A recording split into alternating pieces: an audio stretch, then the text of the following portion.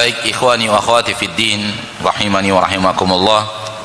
Sudah banyak sekali pertanyaan yang masuk dan kita hanya jawab yang dimudahkan oleh Allah Subhanahu wa taala.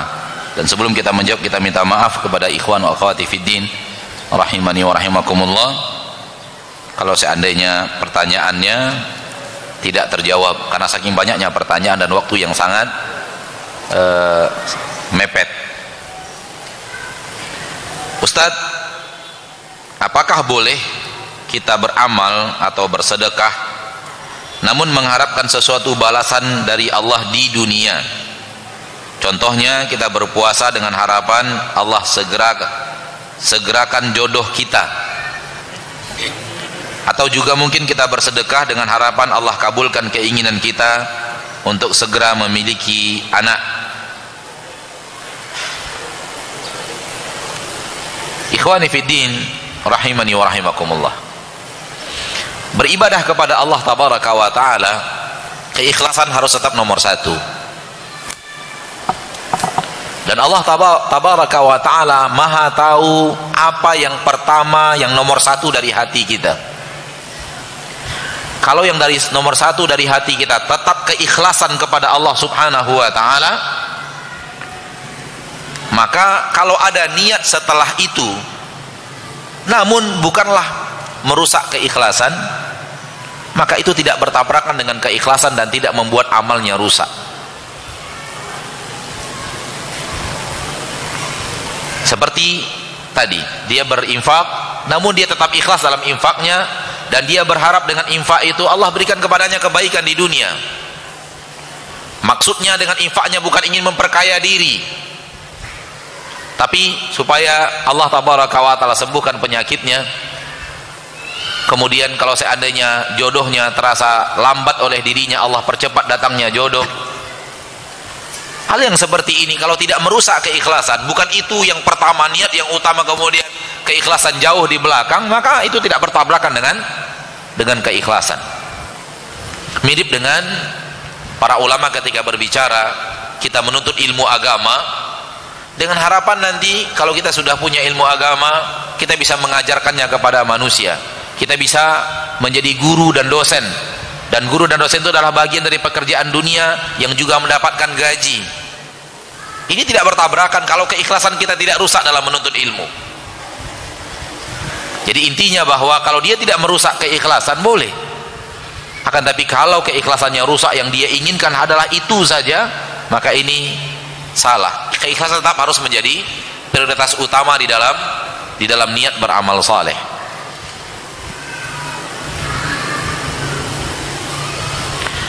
Afwan Ustadz, mau bertanya, bagaimana ketika ada keinginan kita untuk memajukan Islam dan mengembalikan zaman seperti zaman Umar bin Khattab,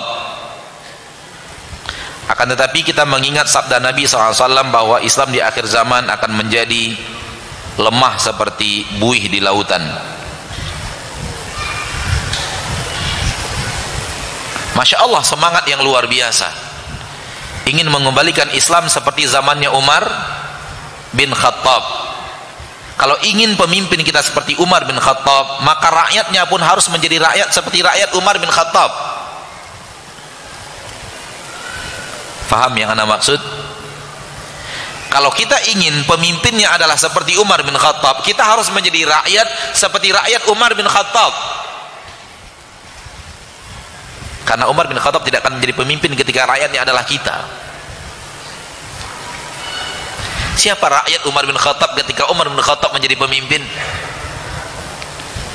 Utsman, Ali, Aisyah, Abu Hurairah, Anas bin Malik, Abdullah bin Mubarak, Abdullah bin Umar, Abdullah bin Amr, Abdullah bin Abbas, Zubair bin Awam, Talha, Abu Ubaidah bin Jarrah, Abu Sa'id Al-Khudri, Jabir bin Abdullah, sahabat-sahabat Nabi yang mulia. Itu rakyatnya, baru pemimpinnya siapa? Umar bin Khattab. Intinya adalah kalau kita ingin ingin pemimpin kita pemimpin yang baik, rakyat harus baik. Jangan rakyat hanya nuntut pemimpin jadi baik sementara rakyat tidak berubah menjadi baik. Rakyat lahir dari mana, saudaraku? Pemimpin lahir dari mana, saudaraku? Dari rakyat. Dari rakyat yang baik akan lahir pemimpin yang baik, pasti itu. Oleh karena itu ketika rakyatnya luar biasa, lahirlah pemimpin luar biasa seperti Umar bin Khattab.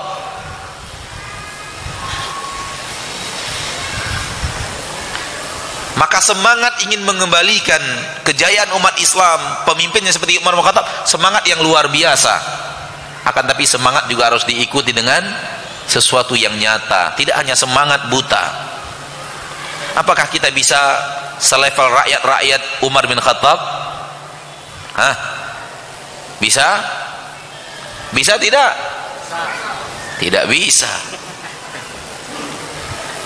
Maka pemimpin kita tidak akan bisa selevel Umar bin Khattab. Ini orang ingin mengembalikan seperti Umar bin Khattab, semangat luar biasa, bagus. Tapi sayang tidak diiringi oleh kenyataan nyata. Kita hargai semangatnya, namun kita katakan kepadanya, berbenahlah diri, berbenahlah, karena sesungguhnya akan lahir pemimpin-pemimpin hebat dari rakyat-rakyat yang hebat. Akan lahir pemimpin-pemimpin yang adil, manakala rakyatnya juga berlaku adil.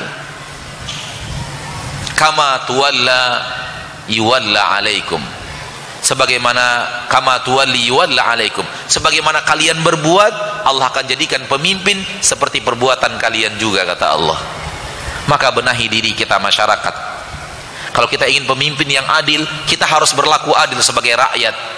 Kalau kita ingin pemimpin yang jujur, rakyat juga harus jujur. Kalau kita ingin pemimpin yang sayang, kita harus juga menyayangi orang lain.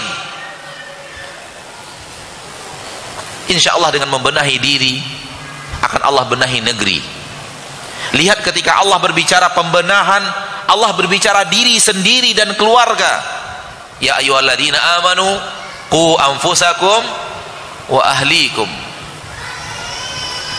Maka hal yang bagus, semangat untuk merubah kepemimpinan seperti Umar bin Khattab, namun iringi juga dengan semangat untuk merubah masyarakat kepada masyarakat yang mengamalkan agama Allah Subhanahu wa ta'ala. Ustaz, bagaimana menjaga agar hati ini terus bertakwa kepada Allah dan Rasulnya? Kalau yang antum maksud bertakwa kepada Allah terus sampai meninggal dunia, tak lagi berbuat maksiat, caranya antum harus berubah menjadi malaikat.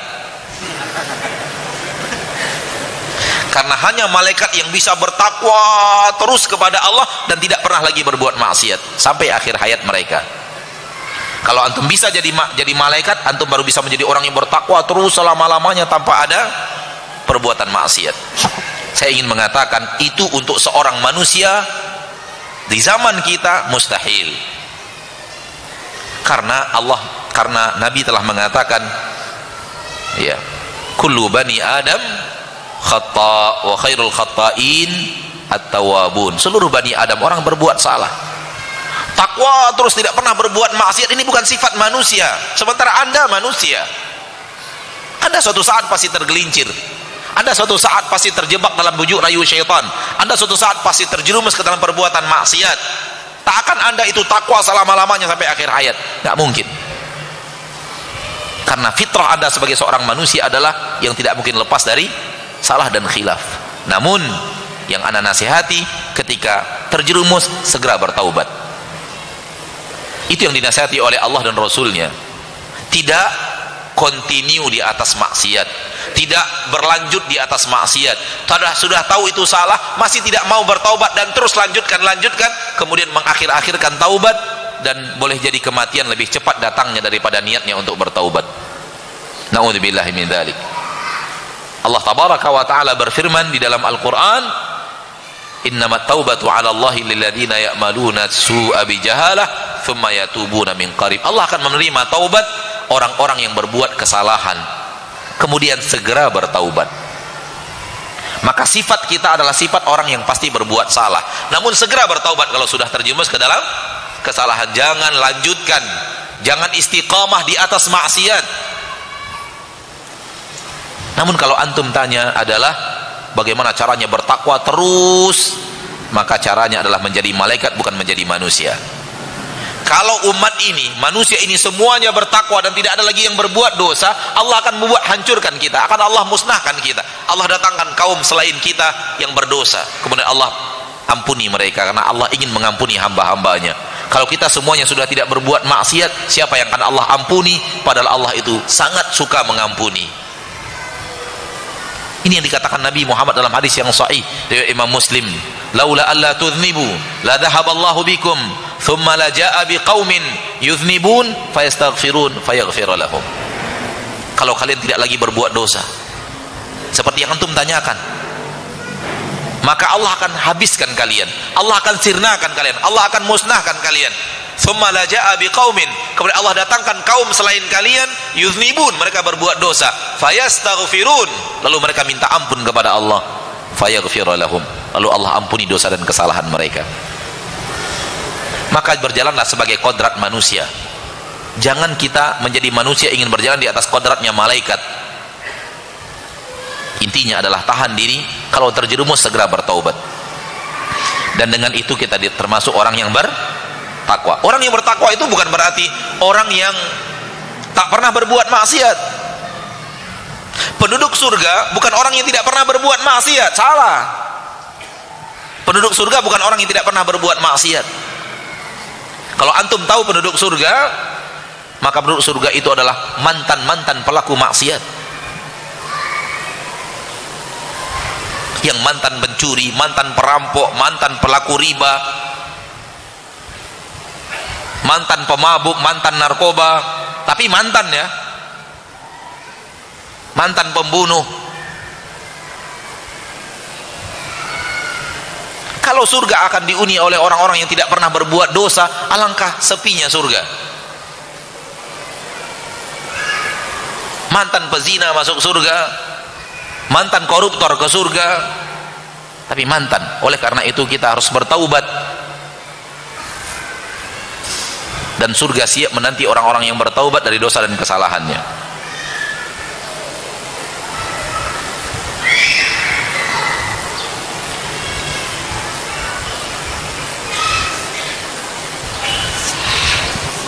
Mana yang lebih baik, berzikir dengan jari-jari tangan atau menggunakan tasbih? Yang lebih baik adalah yang dilakukan Nabi Muhammad sallallahu alaihi wasallam. Tak ada lagi yang lebih baik selain daripada apa yang dikerjakan Nabi Muhammad sallallahu alaihi wasallam. Dan di dalam kehidupan Rasul kita Muhammad SAW, kita mengetahui beliau menghitung zikirnya dengan jari-jari tangan. Bukan hanya beliau melakukannya, beliau memerintahkan seperti itu.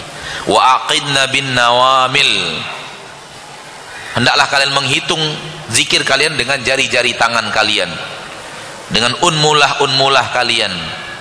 Ini dia unmulah, jari-jari tangan yang ada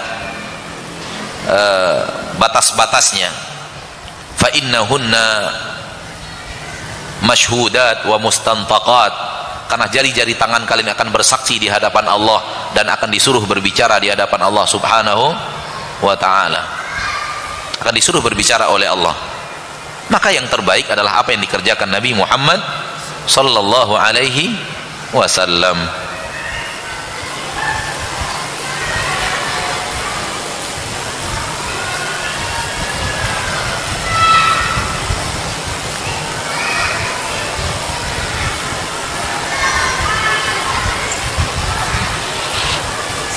Ustadz, apabila seorang imam ketika membaca Al-Fatihah salah bacaannya, apakah ana sebagai makmum harus mengulangi bacaan Al-Fatihah tersebut? Kalau imam salah membaca Al-Fatihah, berarti dia tidak berhak jadi imam. Al-Fatihah saja salah, dia tidak layak jadi imam. Karena membaca rukun sholat saja dia tidak benar. Maka orang ini harus sadar, mundur dari jabatan menjadi imam kaum muslimin di dalam sholat. Karena kalau kita melihat para sahabat Nabi sallallahu alaihi wasallam, mereka lebih mementingkan imam sholat mereka daripada pemimpin dunia mereka. Begitu para sahabat yang dididik oleh Nabi sallallahu alaihi wasallam. Lebih penting bagi mereka siapa yang mengimami sholat mereka dibanding siapa yang memimpin dunia mereka. Maka orang yang salah membaca Al-Fatihah tidak berhak menjadi imam kaum muslimin di dalam sholat. Sampaikan kepada orang tersebut dengan akhlak yang mulia, ya, agar beliau membenahi bacaan Al-Fatihahnya. Kalau salahnya di luar Al-Fatihah masih sah sholat, tapi kalau salahnya di Al-Fatihah maka sholatnya tidak sah, karena Al-Fatihah adalah rukun sholat. Dan jangan bermakmum kepada imam yang baca Al-Fatihah saja salah dan tidak benar, wallahu a'lam.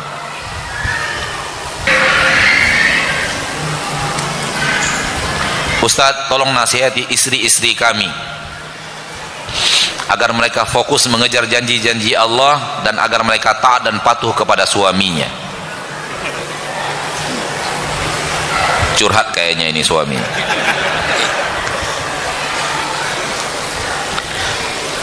Kepada para istri, taatlah kepada suami Anda, karena itu perintah Allah dan perintah Rasul Anda. Kepada para suami, sayangilah istri, sayangilah istri Anda, karena itu perintah dari Allah dan perintah dari Rasul Anda sallallahu alaihi wasallam. Istri harus sangat menyayangi, suami harus sangat baik kepada istrinya, dan istri harus taat kepada suaminya. Saya tidak menyalahkan Anda yang ingin istri Anda taat, namun saya menanyakan, apakah Anda telah berbuat baik kepada istri Anda? Jangan tuntut istri menjadi seperti Aisyah, karena istri yang seperti Aisyah jodohnya adalah Rasulullah sallallahu alaihi wasallam. Jangan tuntut istri menjadi seperti Fatimah, kalau karena istri Anda seperti Fatimah, jodohnya bukan Anda, jodohnya orang seperti Ali bin Abi Thalib. Fahamilah bahwa biasanya manusia berjodoh dengan yang selevel dengannya. Maka kalau seandainya istri belum terlalu taat, kita juga sebagai suami harus introspeksi diri. Apakah kita telah melakukan kewajiban-kewajiban kita kepada Allah, kewajiban-kewajiban kita kepada keluarga? Apakah kita telah menyayangi keluarga kita? Apakah kita telah sabar dalam mendidik mereka, telah mengarahkan mereka kepada agama, atau kita juga menzolimi mereka? Kemudian kepada para istri, walaupun sedikit banyak dizolimi suami, jangan balas kezoliman suami dengan perbuatan yang juga ingkar kepada suaminya. Jangan balas keburukan dengan keburukan. Itu bukan sifat orang yang beriman. Sifat orang yang beriman adalah membalas keburukan orang dengan kebaikan. Karena dengan seperti itu Anda akan disayangi oleh Allah Subhanahu wa ta'ala.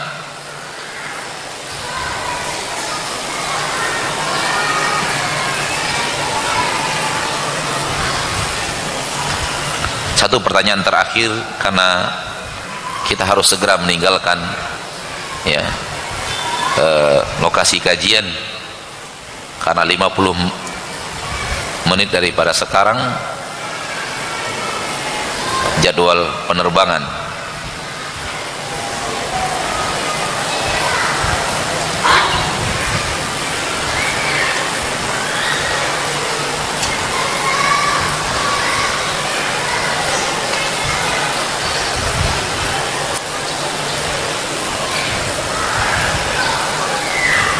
Ustadz, bagaimana cara membayar uang pelangkahan nikah?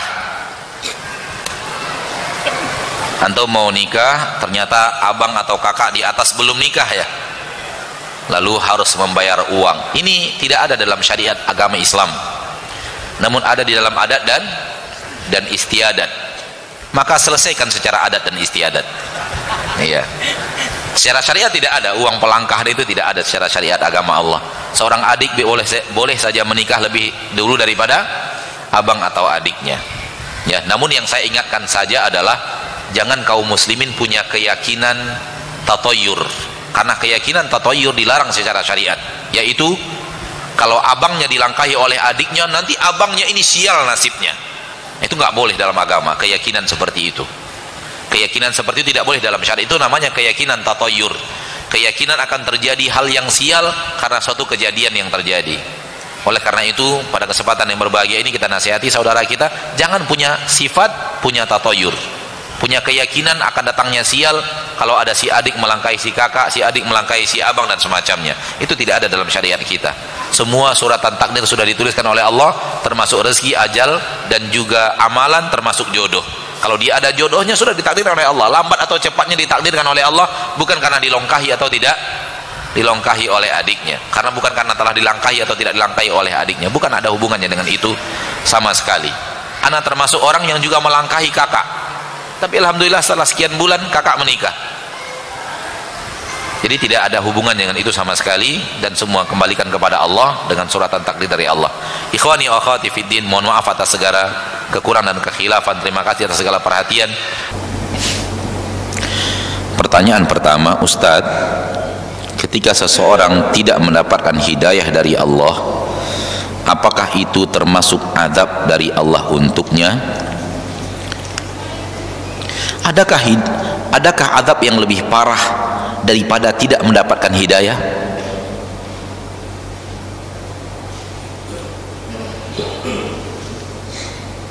Adakah azab dari Allah yang lebih parah, lebih daripada tidak mendapatkan hidayah dari Allah? Tak ada. Itu azab paling parah di permukaan bumi. Itu azab yang didapatkan oleh Fir'aun, oleh Qarun, oleh Abu Jahal, oleh Abu Lahab. Kalau hidayah yang dimaksud di sini adalah hidayah Islam. Tidak masuk Islam itu azab yang paling parah.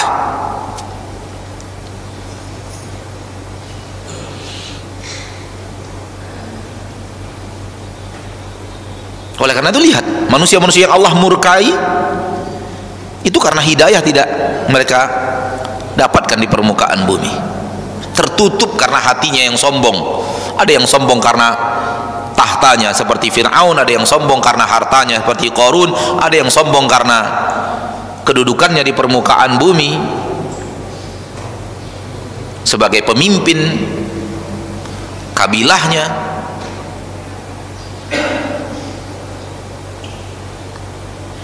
Kalau hidayah yang ditanyakan di sini adalah hidayah masuk Islam, tapi hidayah terbagi dua. Hidayah masuk ke dalam Islam itu hidayah juga, dan ini yang sedang kita bicarakan tadi. Kemudian ada juga hidayah di dalam agama Islam. Ketika kita sudah masuk ke dalam agama Islam, kita harus mencari hidayah lagi di dalam agama Islam. Hidayah apa? Hidayah kepada sunnah, hidayah untuk patuh dan setia kepada Nabi Muhammad sallallahu alaihi wasallam.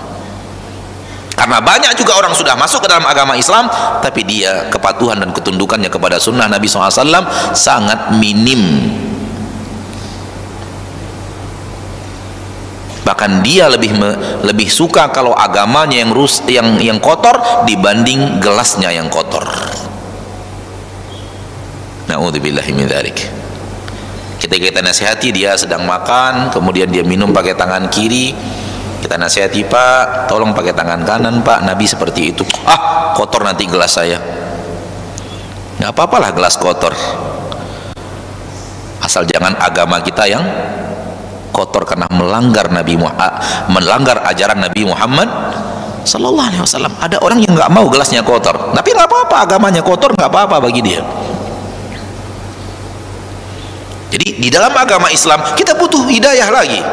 Jangan kemudian sudah dapat hidayah ke dalam agama Islam sudah merasa udah aman, ini sudah terjaga dari neraka, sudah pasti ke surga. Belum tentu. Sampai kita benar-benar bisa mendapatkan hidayah menjadi pengikut setia Nabi Muhammad sallallahu alaihi wasallam. Karena sesuatu yang kenyamanan dan keamanan di akhirat Allah hanya janjikan untuk Nabi dan orang-orang yang beriman bersamanya. Itu firman Allah di dalam surat At-Tahrim, ya yauma la yukhzillahu an-nabiyya walladzina amanu ma'ah, pada hari di mana Allah tidak hinakan nabi dan orang-orang yang beriman bersamanya. Kalau kita tidak berbaris dalam barisan orang-orang yang beriman bersama nabi, ada kemungkinan tidak mendapatkan kemuliaan ayat ini. Maka tidak ada azab yang lebih parah daripada dijauhkannya kita dari agama Allah. Jauh dari agama Allah berarti jauh dari Allah, dan jauh dari Allah adalah azab. dan dekat dengan Allah adalah nikmat. Oleh karena itu suami yang dekat dengan Allah, istri yang dekat dengan Allah akan nikmat rumah tangganya. Karena sang suami mendekatkan diri kepada Allah dan istri mendekatkan diri kepada Allah. Kalau ada, bayangkan piramid segitiga, di atas kita buat Allah, di sini ada suami, ada istri. Semakin suami mendekatkan diri kepada Allah, semakin istri mendekatkan diri kepada Allah, suami dan istri akan semakin dekat. Semakin suami menjauh dari Allah, istri menjauh dari Allah, suami istri akan semakin jauh. Maka kenikmatan rumah tangga adalah pada suami yang beriman dan istri yang beriman. Demikian juga orang tua dan anak-anak, demikian juga antara sahabat dan sahabat, demikian juga dengan tetangga dengan tetangga, demikian juga dengan rekan kerja dengan rekan kerja, semuanya seperti itu. Semakin dekat kepada Allah, semakin nyaman hubungan mereka. Mudah-mudahan bermanfaat. Dan orang yang Allah jauhkan dari dirinya, boleh jadi azab yang Allah berikan kepadanya adalah Allah lapangkan hartanya, Allah lapangkan tahtanya. Boleh jadi itu adalah indikasi azab. Kita tidak ingin masuk panjang-panjang dalam poin itu karena panjang lagi nanti. Tapi indikasi boleh jadi Allah lapangkan hartanya, Allah lapangkan tahtanya untuk berbuat maksiat, indikasi Allah sedang benci kepadanya.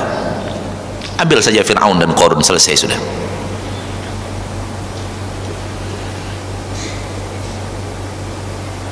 Falamma nasu ma dzukiru bih fatahna alaihim abwaaba kulli syai. Kalau ketika mereka tidak lagi mau ditegur, kami lapangkan untuk mereka segala sesuatu supaya mereka bisa berbuat maksiat sesuka hati mereka. Adabnya makin parah di akhirat. Hanya satu pertanyaan, mudah-mudahan selesai kajian kita pada kesempatan yang berbahagia ini. Bapak dan Ibu kaum muslimin dan muslimat, hadirin hadirat, ini kitab di mana kita mencari kedamaian dan kebahagiaan di sini. Bukan hanya dengan membacanya saja. Iya, membaca pasti, membacanya, mentadabburinya, mengambil intisari kehidupan di dalamnya dan mengamalkannya dalam kehidupan kita sehari-hari. Nabi Muhammad pun berkiblatnya ke sini dalam mencari kebahagiaan. Demikian juga dengan para sahabat, demikian juga dengan para ulama-ulama setelah para sahabat, demikian seperti Imam Syafi'i, Imam Ahmad bin Hanbal, Imam Malik, Imam Abu Hanifah, begitu Imam Bukhari setelah mereka, Imam Muslim setelah mereka, begitu juga ulama-ulama ternama sampai zaman kita sekarang ini. Kiblat mereka dalam mencari tuntunan kehidupan ada di dalam Al-Qur'anul Karim. Sayang kalau Al-Qur'anul Karim sudah ada di rumah kita namun kita tidak mencari di sana. Mudah-mudahan kita bisa terus berusaha dan Allah berikan kepada kita taufik untuk sampai kepada kebahagiaan yang hakiki di dunia, sehingga kebahagiaan itu membuat kita bahagia di alam barzakh, membuat kita bahagia di hari tanpa batas waktu. Amin ya rabbal alamin. Ada pertanyaan melalui kertas?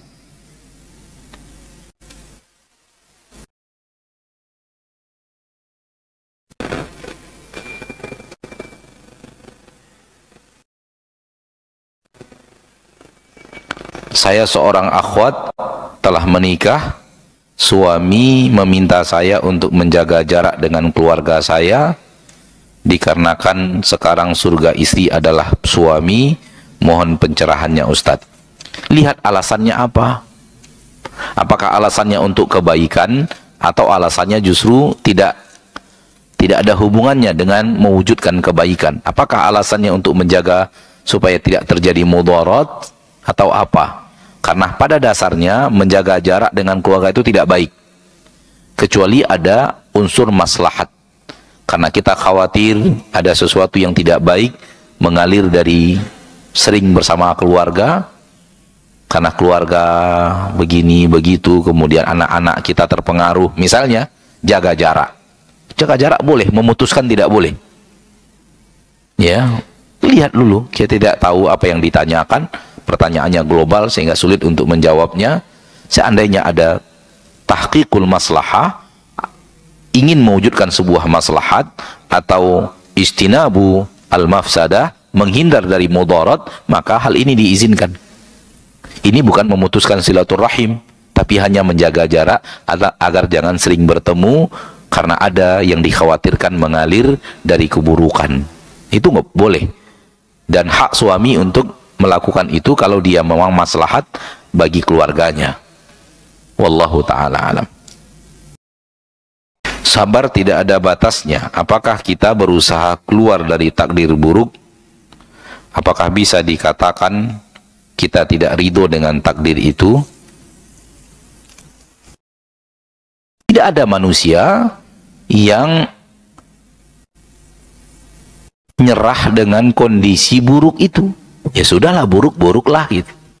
Nggak begitu juga. Semua manusia fitrahnya ingin keluar dari kondisi itu.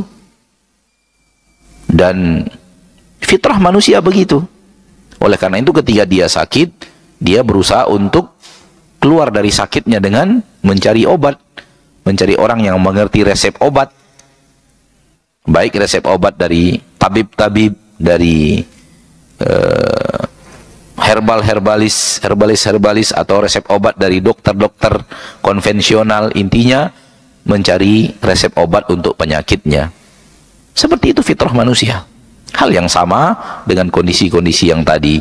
Sekiranya PHK, dia mencari usaha lain, dia mencari pekerjaan lain untuk keluar dari kondisi yang sekarang ada. Itulah fitrah manusia.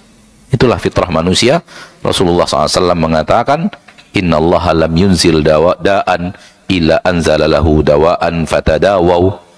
Sesungguhnya Allah tidak menurunkan penyakit, melainkan menurunkan bersamanya obat. Maka berusahalah kalian untuk berobat. Cari obat, cari orang yang mengerti resep obat. Wallahu ta'ala alam. Dan itu tidak bertabrakan dengan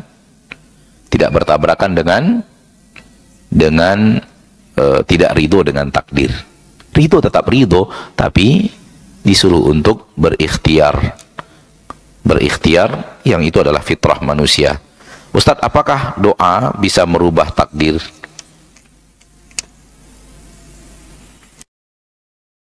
Nabi Zakaria alaihi salam, Allah takdirkan istri beliau mandul. Dan Allah takdirkan beliau dan istrinya sudah berusia tua.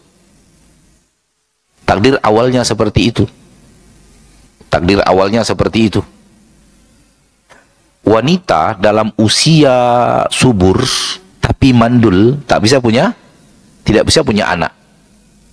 Wanita yang subur dia punya anak, namun sekarang sudah tua, juga tak bisa punya anak. Dua-duanya bersatu pada Nabi Zakaria. Sudahlah ketika subur beliaunya mandul, sekarang yang mandul itu pun sudah berusia tua, harusnya semakin jauh dari kehamilan. Apa yang tiba-tiba menjadikan Nabi Zakaria akhirnya punya keturunan? Apa yang terjadi? Karena Nabi Zakaria berdoa. Dan doa Nabi Zakaria dikabulkan Allah. Dengan dikabulkan doa Nabi Zakaria, Allah katakan, فَأَصْلَحْنَا لَهُ زَوْجَهُ, kami perbaiki istrinya. Kemandulannya dirubah menjadi kesuburan walau di usia tua. Sehingga ketika datang kabar kepada Nabi Zakaria bahwa engkau akan punya keturunan, beliau pun kaget. Aku sudah tua, istriku mandul. Jawaban malaikat, kadzalika qala rabbuka huwa 'alayya hayyin walinaj'alahu ayatan linnasi wa rahmatan minna wa kana amran maqtiya. Itu perkara yang mudah bagi Allah. Itu perkara yang mudah bagi Allah. Dan kami akan jadikan dia rahmat dan jadikan dia tanda-tanda kebesaran kami, dan perkara telah diputuskan, yaitu engkau akan punya anak dan istrimu akan hamil walaupun sudah tua dan sebelumnya istri engkau mandul. Allah sudah rubah keadaan, dan Allah mengatakan Allah merubah itu karena doa Nabi Zakaria. Maka fahami seperti itu. Jangan fahami kalau saya berdoa terjadi perubahan dalam catatan takdir. Nggak begitu. Tidak begitu. Bagi antum-antum yang sekarang punya kelapangan rezeki, bagi antum-antum sekarang yang punya kelapangan rezeki, boleh jadi kelapangan rezeki yang antum dapatkan sekarang karena dulu antum pernah berdoa kepada Allah di saat sempit. Bangun di malam hari, tahajud, nangis-nangis dengan sempitnya rezeki, lalu minta kepada Allah dengan penuh keikhlasan, ya Allah lapangkan rezekiku ya Rabbku, nangis. Boleh jadi doa antum yang pernah antum ucapkan sekian tahun yang lalu itulah yang sekarang dengannya Allah kabulkan, lalu Allah mudahkan rezeki yang sekarang. Kita tidak tahu apakah ini itu atau itu.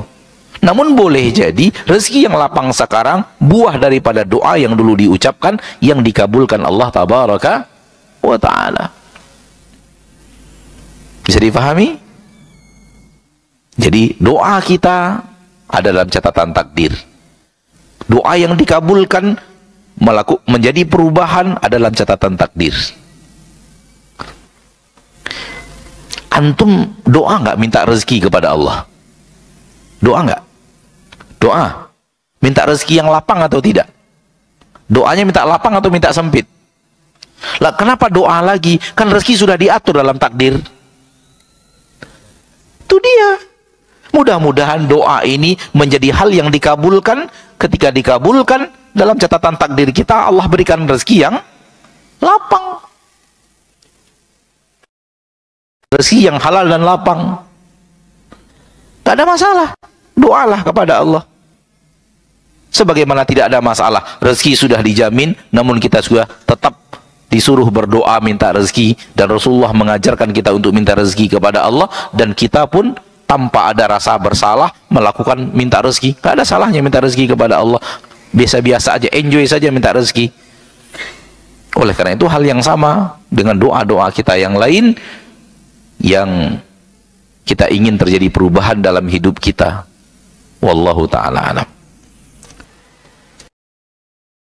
Jika kita punya anak yang kita ajarkan hal-hal yang baik-baik seperti hafalan Al-Quran dan hadis, dan alhamdulillah punya hafalan Al-Quran dan hadis dan berperilaku baik, sedangkan keponakan saya diberi orang tuanya sejak kecil gadget sehingga dia pandai bermain gadget, pandai joget-joget, dan juga berkata kotor. Lalu saya dan istri merasa, oh gitu ya, kalau anak kita diajari baik-baik, maka dia akan jadi baik. Apakah itu termasuk berlebihan? Karena merasa usaha kita, maka anak menjadi baik. Itulah yang tadi kita katakan.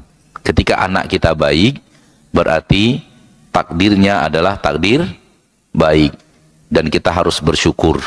Salah satu cara yang bersyukur adalah nisbatkan itu kepada Allah, bukan kepada usaha kita. Nisbatkan itu kepada Allah, bukan kepada usaha kita. Hati-hati, jangan karena usaha kita. Ana ingin bertanya kepada antum yang bertanya ini. Lebih baik mana, lebih pandai mana antum memberikan nasihat kepada anak dibanding Nabi Nuh? Ayo. Lebih pandai mana memberikan nasihat kepada anak, panjenengan atau Nabi Nuh alaihissalam? Nabi Nuh. Namun, bukankah Allah telah menceritakan kepada kita anak Nabi Nuh bersama orang kafir dan akhirnya masuk neraka? Padahal Nabi Nuh mendidik anaknya lebih hebat, entah berapa ribu juta kali lebih daripada kita. Namun ketika Allah mentakdirkan, Allah mentakdirkan. Oleh karena itu, nisbatkan kepada Allah, jangan kepada apa yang telah kita lakukan. Alhamdulillah, kita telah berbuat, bersyukur kepada Allah, dan kembalikan semuanya kepada ketentuan Allah. Jangan karena usaha kita. Dan betapa banyak juga lahir orang-orang saleh dari awalnya keluarga yang buruk-buruk, tidak mendapatkan tarbiyah daripada orang tuanya, namun Allah takdirkan dia adalah orang saleh. Maka semua yang berbuat adalah Allah tabaraka wa ta'ala, dan kita hanya berusaha dan berikhtiar. Yang menjadikan usaha kita itu terjadi adalah Allah, bukan usaha kita itu. Memang ada sebab, namun ternyata orang lain juga melakukan sebab yang lebih hebat daripada kita. Ternyata Allah tidak berikan kebaikan seperti yang Allah berikan kepada kita, padahal sebabnya lebih hebat dia lakukan daripada kita. Siapa yang menentukan sebab ini menjadi kenyataan kebaikan? Allah. Siapa yang menjadikan sebab itu ternyata tetap tidak mendatangkan hal yang dia inginkan? Allah juga. Maka semua sebab yang berwujud kepada akibat, Allah yang menentukan. Oleh karena itu tidak seluruh sebab pasti mendatangkan akibat yang sama. Semua orang menikah, semua orang yang menikah melakukan sebab mendapatkan anak. Toh ada yang dapat anak, ada yang tidak. Ini maknanya bahwa seluruh sebab dilakukan manusia, namun sebab itu berubah, menimbulkan akibat, Allah yang menentukan. Tidak semua sebab apabila terjadi hasilnya harus ada seperti sebab yang diinginkan. Tidak. Betapa banyaknya orang yang tungkus lumus mencari harta, ternyata dia bangkrut. Dan betapa banyaknya orang yang tungkus lumusnya tidak seperti orang ini, ternyata dia sukses dan berhasil mendapatkan kekayaan. Siapa yang menentukan? Allah. Maka nisbatkan kepada Allah dan bersyukur kepada Allah, kita telah melakukan sebab-sebabnya dan istiqomah di atas sebab tersebut. Namun kesolehan anak kita nisbatkan kepada nikmat yang telah diberikan Allah tabaraka wa ta'ala. Baik, silakan yang terakhir. Nah, Jadi saya ingin membantu menjawab dari pertanyaannya terkait sebenarnya ketika seorang yang mencari pembunuh ataupun korban itu masuk takdir atau tidak, begitu ya Pak? Jadi di sini saya ingin menjawab, sebenarnya seseorang yang menjadi pembunuh atau korban itu bukan takdir, itu pendapat saya. Bukan takdir. Bukan takdir. Iya. Menurut buku yang saya pernah baca, berjudul Filosofi Teras, ada dalam buku itu yang namanya otonomi kendali dan dikotomi kendali. Ada yang di dalam kendali dan ada yang di luar kendali. Intinya saja. Saya contohkan begini Pak Ustaz. Berapa kali kita pernah mendengar orang yang terbunuh dengan pisau dan orang yang terbunuh dengan pisau, banyak. Sehingga pisau ini tergolong senjata tajam. Nah pertanyaannya, apakah orang-orang yang menjual pisau di pasar itu termasuk tindakan kriminal? Kan tidak, Ustaz. Lanjut ke intinya saja. Insya Allah ana faham itu. Tapi lanjut ke intinya saja. Jangan terlalu panjang. Selama itu masih dalam kendali kita, itu bukan takdir. Jadi kita memiliki pisau. Kita bisa melakukan pisau ini itu hal yang baik atau hal yang buruk. Jadi ketika ada seorang yang melakukan keburukan menggunakan pisau, itu bukan takdir. Baik. Bagaimana kalau kemudian ayat Al-Quran yang mengatakan segala sesuatu yang terjadi kami ciptakan dengan takdir? Bagaimana menjawabnya? Segala sesuatu tersebut, Ustaz, dari pengetahuan saya, itu adalah takdir yang tidak bisa dirubah, yang tidak bisa ditolak. Contoh seperti kematian, kullu nafsin dha'iqatul maut. Itu tidak bisa ditolak. Yang mengatakan itu siapa? Yang mengatakan itu Al-Quran. Iya. Kullu, semuanya. Inna kulla syai'in khalaqnahu biqadar. Ditambah dengan hadis Nabi lagi. Hadis Nabi ketika Allah tabaraka wa ta'ala mengatakan kepada pena, wahai pena, tulis semua yang terjadi di permukaan di dunia sampai hari kiamat. Semua ada dalam tulisan itu. Ya atau tidak? Itulah takdir. Semuanya sudah ada dalam catatan itu. Itulah takdir. Apakah Anda dengan panjenengan dengan mengatakan tidak, berarti tidak ada catatannya dalam takdir? Iya atau tidak? Jangan panjang-panjang. Jangan panjang-panjang. Apakah dengan yang tadi, dengan oke, argumentasi nggak ada masalah. Argumentasi nggak ada masalah. Tapi apakah, anak ingin bertanya, apakah dengan argumentasi yang tadi dinyatakan, dan mungkin kalau kita beri kesempatan lebih panjang lagi, antum masih banyak lagi filosofinya. Cuman anak ingin bertanya, apakah kejadian dia melakukan korupsi, membunuh, tidak ada dalam catatan yang dulu dicatat oleh pena dalam catatan takdir Lauhul Mahfuz? Tidak ada di situ? Ada.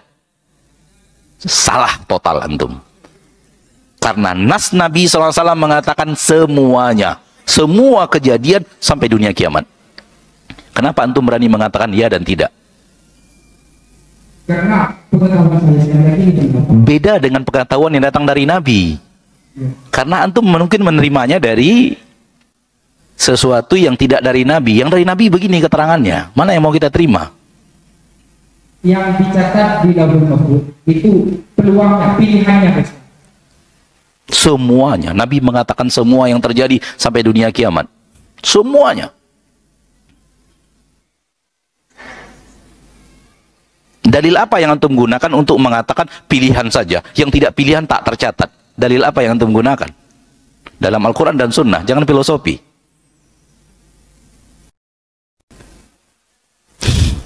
Makanya saya katakan, jawaban saya kepada Bapak panjang sebenarnya. Kalau saya ingin menjawab, saya butuh 2 jam jawaban. Supaya masalah ini benar-benar clear dalam jawaban. Makanya pertanyaan ini saya tidak berani menjawab singkat sebenarnya. Namun sudah kadang ditanyakan, saya berusaha sekuat tenaga, sesimpel mungkin menjawabnya. Karena masalah ini masalah yang sangat banyak diperdebatkan. Dan terlalu banyak ustadz zaman sekarang yang mengatakan perbuatan manusia bukan takdir. Dan ini adalah sesuatu yang terjadi di zaman ketika para sahabat hidup, yang tadi dikatakan oleh Abdullah ibnu Umar, saya berlepas diri dari mereka, mereka berlepas diri dari saya, dan katakan kepada mereka, kalau mereka berinfak emas sebesar gunung Uhud, maka itu tidak akan diterima oleh Allah sampai mereka beriman dengan takdir itu. Itu yang ini bahasan adanya kaum yang mengatakan perbuatan hamba bukan takdir. Itu malah bahasannya. Itu kejadiannya. Yang datang dari kota Basrah mengadukan kepada Abdullah bin Umar radhiyallahu anhuma, seorang sahabat Nabi di musim haji, karena di kaumnya di Basrah mengatakan amalan manusia, perbuatan manusia, pilihan hidup manusia bukan takdir. Dia sendiri yang melakukan pilihan itu keluar dari takdir Allah. Dan itu yang dikatakan oleh Ibnu Umar pendapat batil. Saya berlepas diri dari pendapat itu, mereka berlepas diri dari saya, dan katakan kepada mereka, kalau mereka berinfak emas sebesar gunung Uhud, tidak akan Allah terima sampai mereka beriman kepada takdir, termasuk dalam amalan manusia itu sendiri. Terakhir saya ingin mengatakan, kalau kita keluarkan amal manusia, pilihan manusia dari catatan takdir, dari takdir Allah, berarti Allah tidak pencipta segala sesuatu. Masih ada yang Allah tidak ciptakan, bernama perbuatan pilihan manusia. Dan kalau itu terjadi, kita akan mengatakan manusialah pencipta amalnya. Berarti ada 2 pencipta di permukaan bumi, bahkan lebih, Allah dan seluruh manusia. Dan ini min abtalil batil, kebatilan yang paling batil. Ketika manusialah menciptakan, Allah sudah mengatakan Allahu khaliqu kulli syai'. Allah pencipta segala sesuatu. Kalau kita keluarkan perbuatan kita dari ciptaan Allah, takdir Allah, maka kita berpendapat kita sendiri yang menciptakannya. Maka akan banyak khaliq di permukaan bumi selain Allah. Antum khaliq, ana khaliq. Ini min abtalil batil. Khaliq hanya ada 1. Malik hanya ada 1. Pemberi keputusan terjadi tidak terjadi hanya 1. Ini tidak bisa dalam waktu singkat. Apalagi bagi saudara-saudariku yang sudah membaca bahasan-bahasan yang seperti ini dan kemudian sudah pernah memahami sesuatu yang mengeluarkan pilihan manusia dari takdir Allah. Allah telah berfirman di dalam Al-Quran, Inna kulla syai'in khalaqnahu biqadar. Dan ketika tadi sudah kita katakan, Umar radhiyallahu anhu dikatakan oleh maling kepadanya, aku mencuri dengan takdir Allah. Kalau seandainya keluar dari catatan takdir, Umar harus menjawab, salah kamu, Allah tidak mentakdirkan kamu mencuri. Harusnya itu perkataan Umar. Dan Umar adalah alim luar biasa. Alim yang sangat alim, lebih kalah alimnya buku-buku teori-teori filosofi tadi dengan alimnya Umar soal agama. Maling itu mengatakan, aku mencuri dengan takdir Allah. Sekiranya pencuri itu mencuri bukan dengan takdir Allah, Umar protesnya adalah, kamu mencuri tidak dengan takdir Allah. Kamu mencuri karena keinginan kamu, pilihan kamu. Yang ditakdirkan Allah itu yang tidak kamu pilih saja. Kamu lahirnya di Arab, kamu lahirnya berwarna putih, kamu lahirnya mancung atau pesek, kamu lahir laki-laki atau perempuan, itu yang takdir Allah. Pilihan kamu, kamu sendiri yang membuatnya, bukan takdir Allah. Harusnya Umar berkata begitu, radhiyallahu anhu. Namun Umar mengatakan, benar, kamu mencuri dengan takdir Allah. Saya pun akan penggal tanganmu dengan takdir Allah. Itu jawaban yang benar dari Umar bin Khattab. Dan Umar lebih alim dari saya, dari panjenengan, dari kita semua, dari ulama yang ada di permukaan bumi ini. Membenarkan bahwa perbuatan manusia maksiat takdir Allah, perbuatan manusia ibadah takdir Allah. Semuanya takdir Allah. Dan Rasul telah berkata, Allah berkata kepada pena, dan Rasul telah bersabda, Allah berkata kepada pena, tulis seluruh yang terjadi di permukaan bumi sampai dunia kiamat. Semuanya tanpa terkecuali, termasuk yang tadi. Maka semuanya adalah dalam catatan takdir. Ma asaba min musibatin fil ardi wala fi anfusikum illa fi kitabim min qabli an nabra'aha. Inna dzalika 'ala Allahi yasir. Maka cukup sampai di sini pertemuan kita pada kesempatan yang berbahagia ini. Semoga Allah tabaraka wa taala memberikan kepada kita hidayah untuk mendapatkan pemahaman yang hak. Dan masalah takdir memang masalah berat dan tidak boleh terlalu didalami, karena takdir adalah ilmu Allah yang sebahagiannya rahasia, sebahagiannya bisa diketahui. Kalau kita masuk terus dalam-dalam, kita sampai kepada hal yang kita tidak bisa jawab sendiri. Kenapa? Para ulama mengatakan at-taqdiru sirrullahi fil kaun. Sesungguhnya takdir itu adalah rahasia Allah dalam ciptaannya. Bagaimana mungkin Allah merahasiakan? Kita tahu semuanya. Tidak semuanya kita tahu. Namun di antara yang kita tahu, semuanya telah ditakdirkan, semuanya ada tulisannya, dan Nabi mengatakan tidak ada yang keluar dari catatan takdir. Seluruh yang Allah takdirkan terjadi, pasti terjadi. Seluruh yang Allah takdirkan tidak terjadi, pasti tidak akan terjadi.